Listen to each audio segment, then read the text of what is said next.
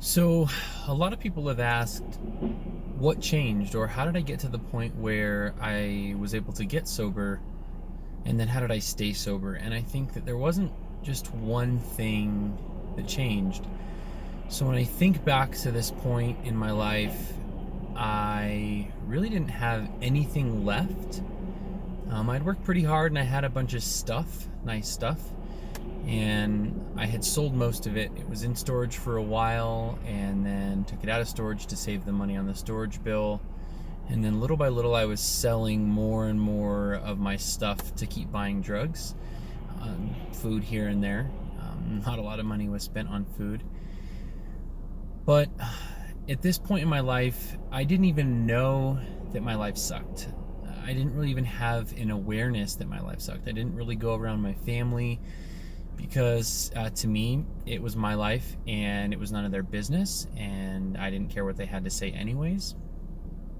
The little times that I did go around my family, if I wasn't high before I went, and then if it had been like an hour and a half, and I needed to smoke weed again, I got irritated and I just had to leave. And so I didn't really go around them much, but they obviously knew what was going on.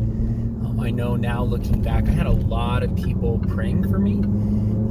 I believe God answers prayers, and I believe that God answered the people who were praying for me's prayers. So I definitely feel that, looking back now, that was a big part of God redeeming and rescuing my life. But going back to this point in my life, I had sold my TV for $1,200. I bought a quarter pound of weed, and obviously now with prices being legal, that's a lot of money for weed, but back then that was a good deal. And so I had bought a quarter pound of weed. My plan was to sell enough to buy more, and then I could smoke for free. I smoked way too much and only had $600 left, and so I bought 100 pills of ecstasy and was planning on selling those to make more money, and that way I could continue to fund my habit. And these pills that I got, half of them were really speedy. I didn't like those. Half of them were some of the best pills I ever had. And so I was actually just eating these pills by myself. And so I was at the point where I wasn't even going out and partying and really hanging out with people because I didn't really have the money to do that. The house that I lived in, I would just eat these pills every single day, and it was almost like a rush or a thrill that I got knowing that I was just in the basement all messed up by myself.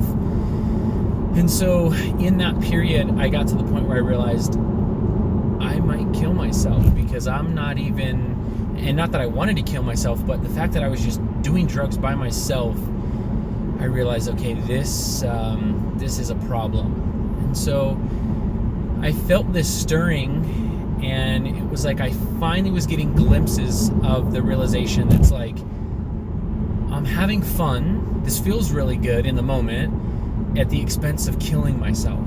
And so my buddy at the time, he was honestly like the brother I had always dreamt of having from the time I was growing up, and I valued him. He was probably the person that I valued the most in life at that time, and we did everything together. We did drugs together, we partied together. And so I had mentioned to him one night we were in my car that I was like, hey, I think that we're supposed to change. Like, we're having fun, but we're killing ourselves in the process. And he just kind of responded like, hey, I'm glad that you want to change, but I don't really want to change. And so at that point, though, it was like this stirring of knowing like, there's just something off about my life at this point. And even though I really had nothing, there were times where like a cup of noodles is really all I ate for the day. I still didn't fully have an awareness that my life was as bad as it was. And so I think that was the first thing that kind of sparked. And then slowly, after that conversation with my buddy, I had this weird desire to know who God was, to know who God really was. I grew up in the church. My dad was a pastor. My mom ran the kids ministry. So church was something that was just kind of like a ritual. We were always around it. I believed in God. I believed in Jesus. I have dreams, not dreams, times I have memories from when I was maybe 4 or 5 years old, and I loved climbing trees. That was my safe place, being outside and just climbing up in the trees. And I remember this one time when I was about 5 years old, climbing the trees and just being so overwhelmed that Jesus would love me enough that he would come and die for me, and crying as a little kid because I was so grateful, and just being out in the trees and outside, I could feel God's presence as a little boy. And so I knew that God was real. I believed that Jesus loved me.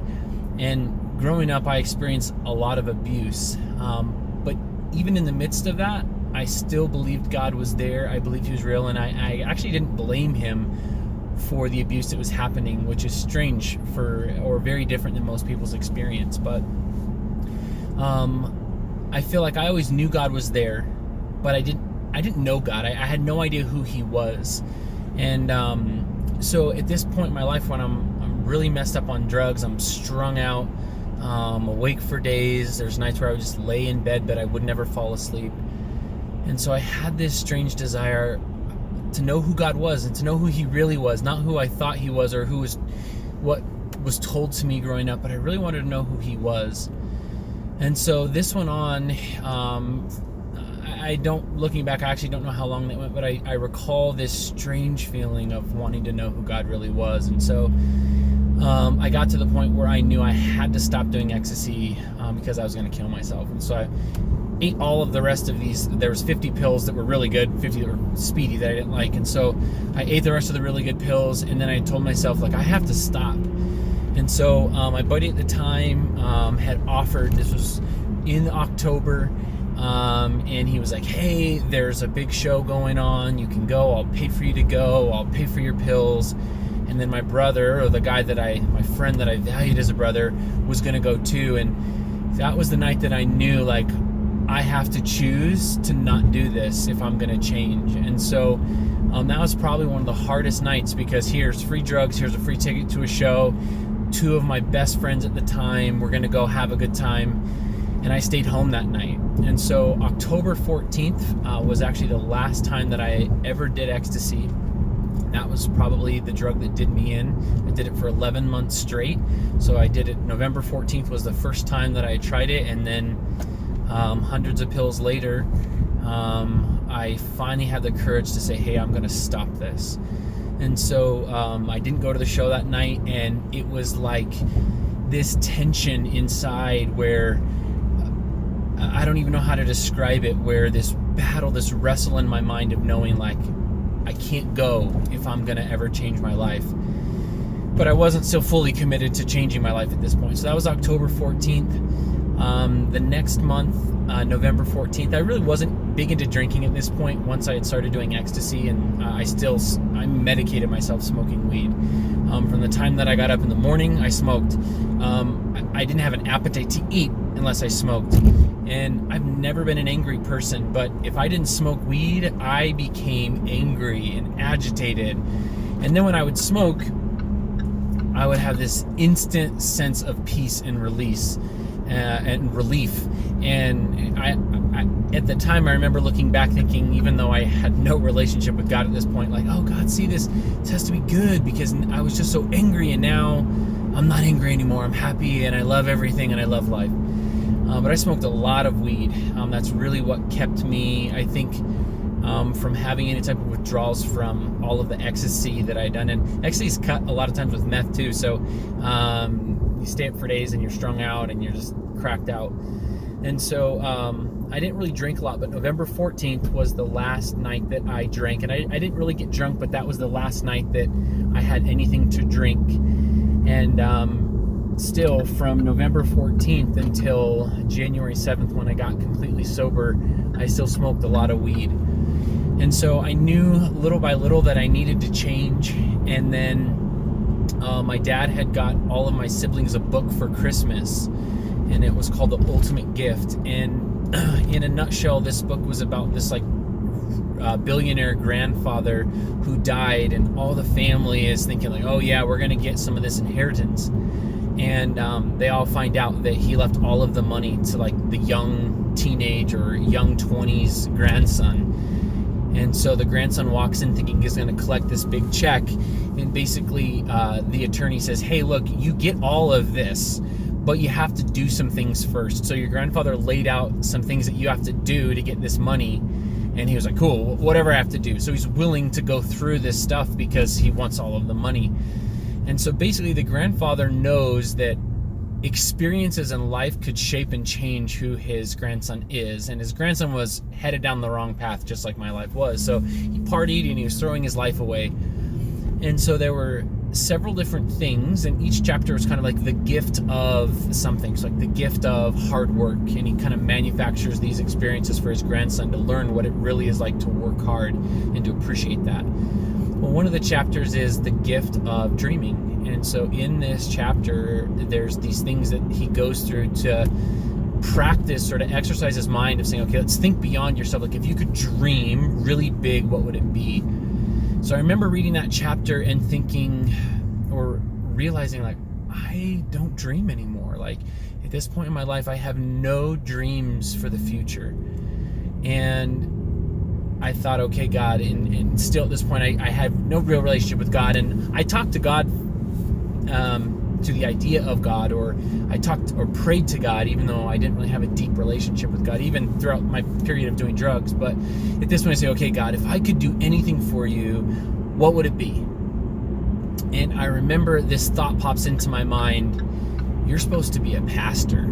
And instantly I thought, no, me of all people, like drug addict, like you are jacked up. You could never be a pastor. Okay, next. And then I thought, okay, if I could do something really cool, what would it be? And I've always wanted to live in California. I've loved business since I was a kid.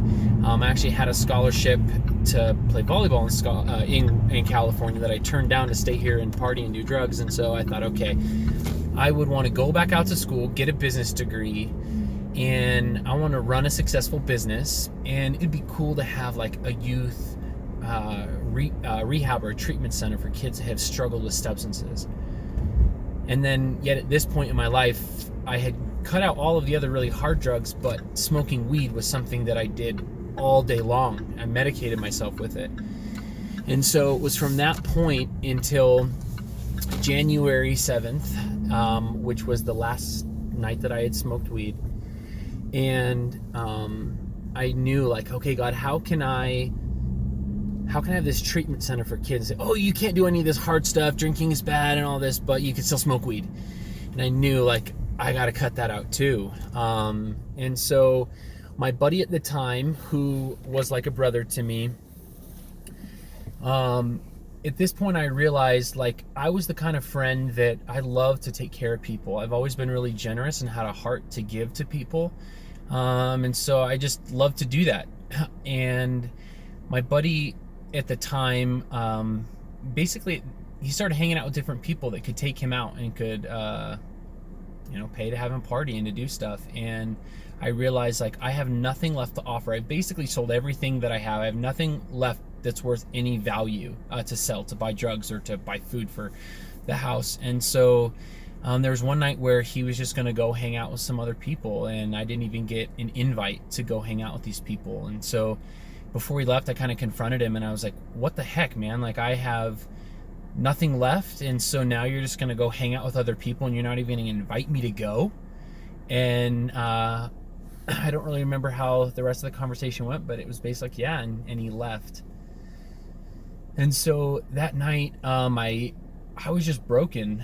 The one thing that I always wanted was a real brother, and the one time that I felt like I had that, I realized, like, our friendship and this brother that I valued and loved so much, it was based on, like, really what I could offer. And obviously at this point in time, he's not in a great place.